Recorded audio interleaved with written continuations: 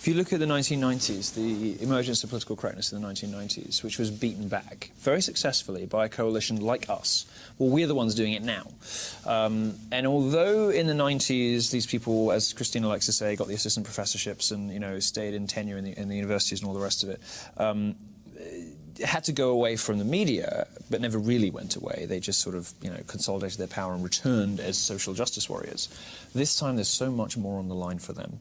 Because if they break this time, they are breaking, they are losing with the full support of politicians, the media and academia.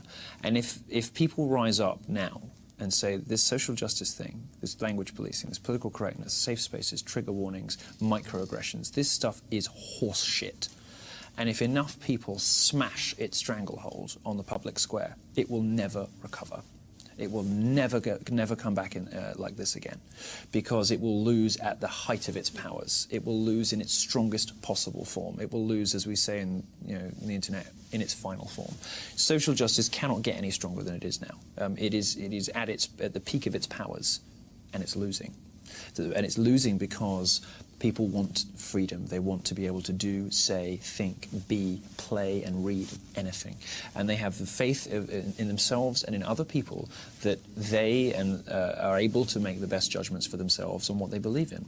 They don't need to be told how to speak. They don't need to be told which books to read. They don't need to be told which video games are dangerous. They don't need to be told any of these things. They don't need to be instructed and lectured to by politicians. They don't need to be badgered and hectored by feminists. And they don't need to be lied to by journalists.